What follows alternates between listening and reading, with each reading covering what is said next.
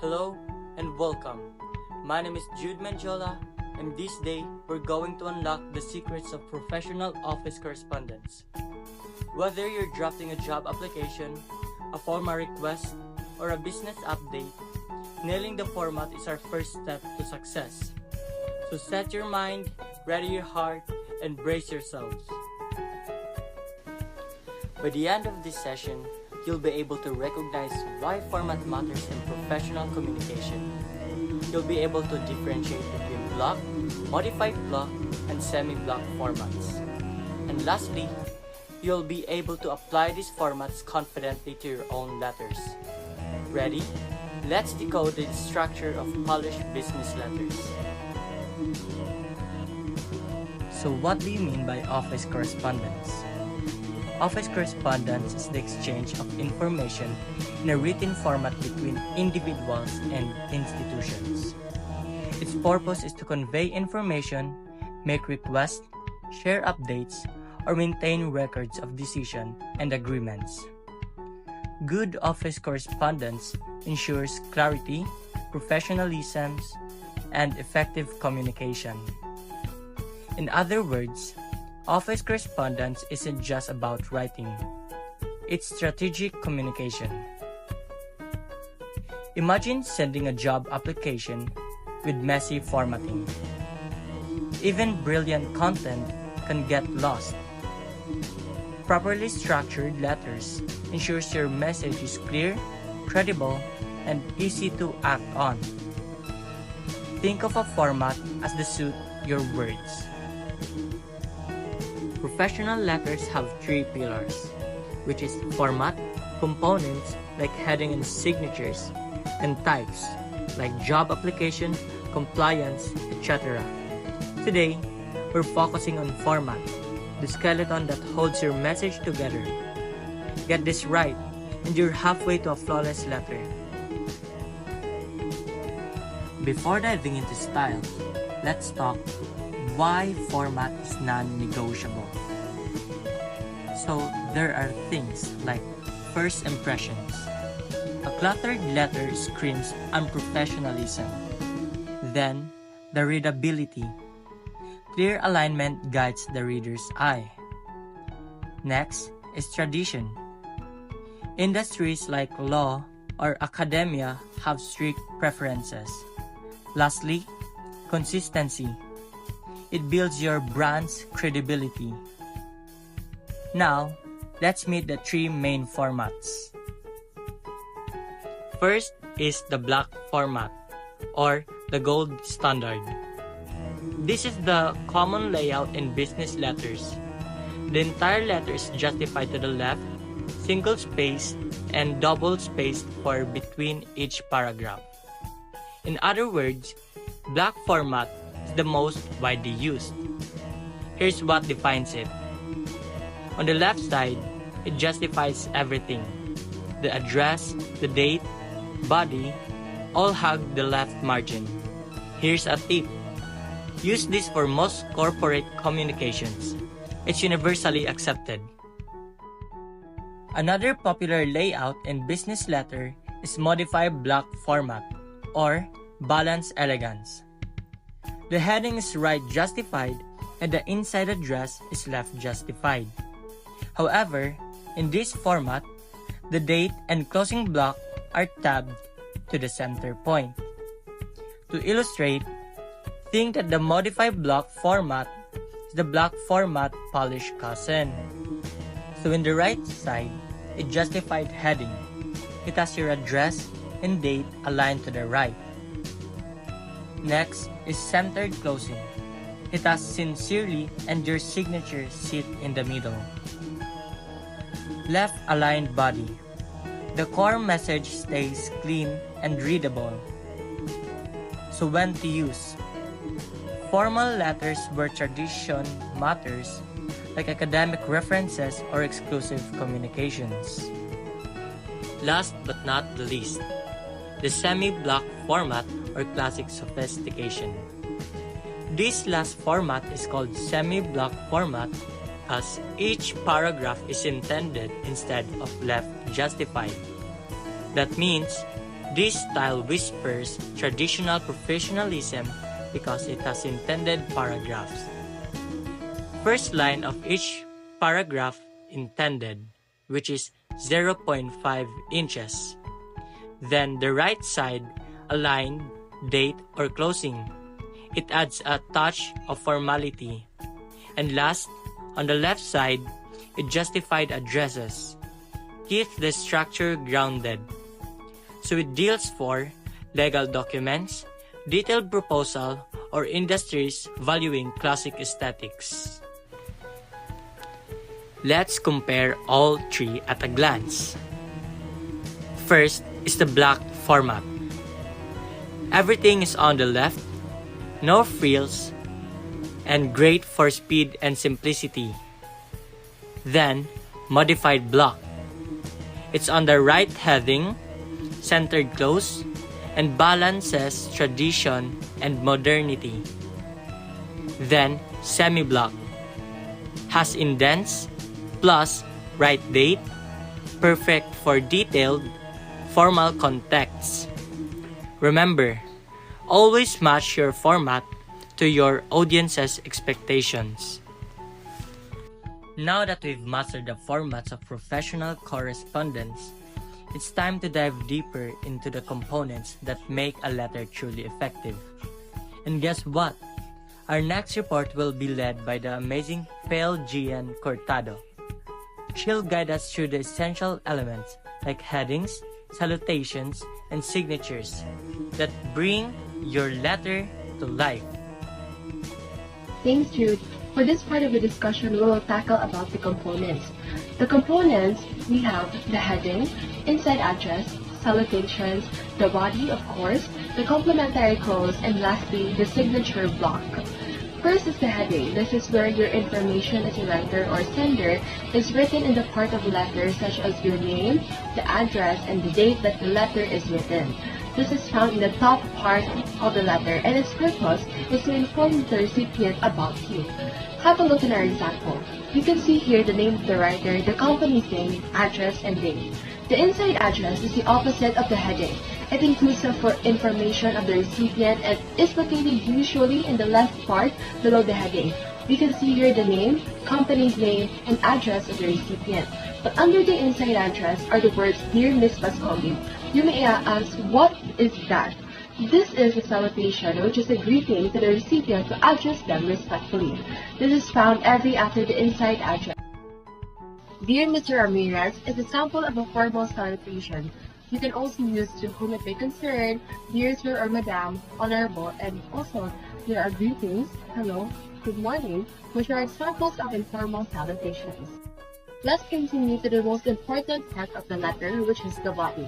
It is the most important because it contains the main message the letter is trying to convey, which is usually divided by three sections. There's the introduction, where it states the purpose of the letter and its context. The main content, which provides clear and concise details and explanations or other relevant information, and the conclusion, which summarizes the message. Second to the last, we have the complementary clause, which is found in the last part of the letter. It gives a polite manner to properly end a letter. You can use the examples in the screen. Although there are sorts of complementary clauses which we can use in different contexts, we have formal, informal such as regard, all the best, warmly, and personal complementary clauses like best wishes and good luck. The last one is signature block after the complementary clause that provides details about the sender. We can see in the example that there is already the position of the sender, the email address, contact number, and the website that people may use to contact the sender. Now let's dive into the types. We have many different types and we will tackle one by one to ensure deep understanding of the discussion. First is the transmitted letters, which are written to accompany documents or materials that act as cover letters that explains the purpose of the attached documents, basically providing a brief overview. This helps the recipient to understand the context of the documents. Here in the example, we can see in the body explains what is the sender's purpose with the attached document. We explain what is the document all about and the additional documents to accompany the letter. Meanwhile, inquiry letters is to request information about products, services, or policies that is usually clear and direct. It helps to establish communication, and by this, we can also gather the necessary data that we need for decision making. Here in the example, the sender inquires about the bulk pricing for 20 Arduino store kits. He directly asks for the price per units for the bulk order, estimated delivery time, total bag shipping, and the payment terms. He specifically asks the inquiry so that he can understand more. Response to inquiries is the reply to the inquiry letter of someone where the sender provides the necessary data needed that will clarify doubts and usually offers additional assistance if needed. This helps build trust and maintain positive relationship with the inquirer. In this example, the letter responded to the previous inquiry letter about the Arduino starter kit. The sender provided a clear and concise detail of the information requested by the inquiry, where we can see the sender followed the bullet-type response to the inquiry letter to clear the doubts and even offered additional assistance in the last part of the letter. The fourth one is announcement letters. It is used to report important news or updates to the recipients. This is usually sent to bigger audience that includes details about product launches, company achievements, or policy changes for the recipient to be aware. In this example, the sender wrote an announcement letter to some students about an event. It included important information about the seminar, when and where it will happen, and it included the speakers for the said event, the registration, and where to send an email for confirmation of attendance. The next one, we have the refusals, which are written to decline or reject offers or application. This must be in a polite and respectful manner that will maintain the relationship with the recipient. As you can see in the example, the sender was very respectful and polite to decline an offer made to the company, although in the last part, the sender hoped to collaborate with the said company in the future and give things for consideration and understanding of the refusal. Next one is complaint letters that expresses dissatisfaction with a product, service, or situation. Even though it is a complaint letter, the sender must still be professional and clear to address the issue because this will aim to resolve the problem. In the example, the sender wrote a detailed information about the package that he received and described the faulty product. He requested a refund by a specific date and provided proof or evidence of the faulty product. And then we have adjustment letters, which are the response to the complaints that shows the will of the company to acknowledge it and provide a resolution and still maintain the relationship with the customer. In this letter, the sender apologized for the damaged microscope received by the complainant and provided details about the actions that's needed to resolve the issue. Meanwhile, collection letters serves as a reminder to customers of overdue payments to help ensure timely payments and maintain financial stability for the business. This must be firm, but first is to encourage the customer more to settle the payment promptly. This letter is written as a reminder to the recipient for a final warning for office supplies. It provided details on the amount of the payment and how many days it is overdue. It also provided ways on how to pay, whether to a bank transfer or in person in the office. Last but not least, international letters that involve geographically and culturally sensitive communications. This requires understanding and respecting various cultural norms, language considerations, tone and formality, time zones, holidays, and adhering to international laws and regulations. The sender also provided a date for a specific virtual meeting where they will discuss the timeline to address any concerns and finalize their plans. And the sender also asked for a confirmation for the availability of the recipient for the date and time for an alternative date that suits both of their schedules.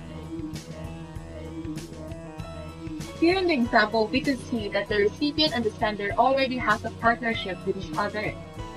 In here, the sender considers the different time zones and national holidays for the both of the teams, which makes it crucial to align both of the schedule and establish a timeline that accommodates both teams effectively.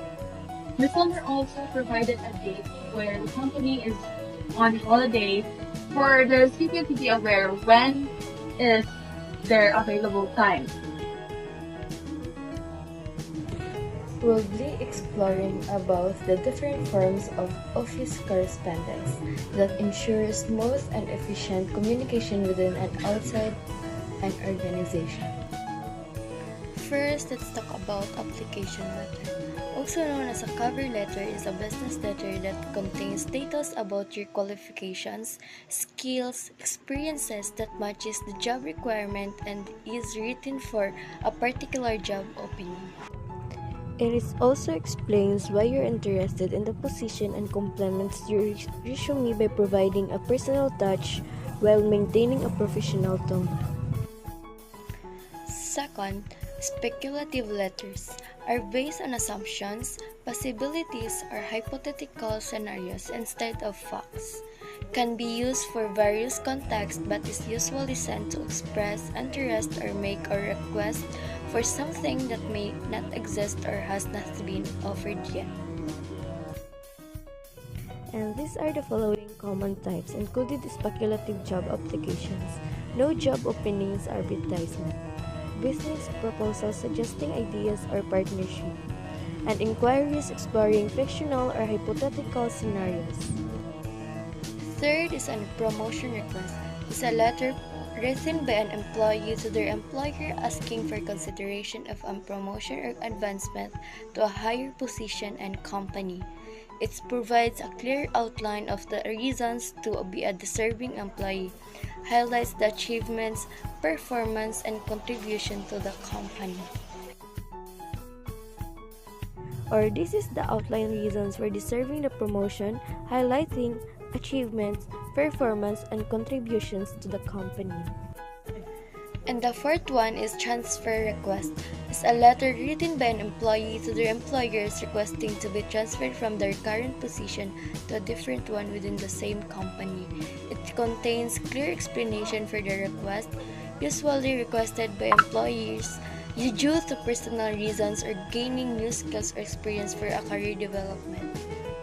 It also explains the reasons for the request, which could be personal or career development by gaining new skills or experiences. Leave is written by an employee to their employers seeking permission to take off from work due to various reasons, may it be personal, medical, or emergencies. And these are the following types of leaves. First is sick leave. Employee is unwell or has a medical emergency. Second, casual leave due to personal reasons such as events. Third, annual or vacation, time off for holidays or travel. Fourth, maternity or paternity due to birth or adoption of a child. Fifth is a bereavement for grieving for a close family member. Sixth, study, time off for educational purposes. And the last one, which is the unpaid. Employees beyond their paid leave allowance usually because of personal or family reasons. It also explains the reasons for the absence and its duration. This ensures accurate records and informs managers of the absence. And the last one of various forms of office correspondence is resignations. Letter for formally informs an employer that you want to quit your position. It includes your reasons for leaving, your last day of employment, your gratitude for the opportunity, and a plan for a seamless transition. It includes your reasons for leaving, your last working day, your gratitude for the opportunity, and a plan for a smooth transition. And these are 7 C's in constructing effective correspondence. First is clarity. Your message should be clear and easy to understand. Avoid jargon and complex language. Make sure your main points are straightforward and ambiguous. Second is conciseness. Keep your message brief and to the point. Avoid unnecessary details and repetitiveness. Focus on conveying the essential information in as few words as possible. Third is correctness. Ensure your message is grammatically correct and free of spelling errors. Use accurate information and verify facts before including them in your correspondence. Fourth is the completeness. Provide all necessary information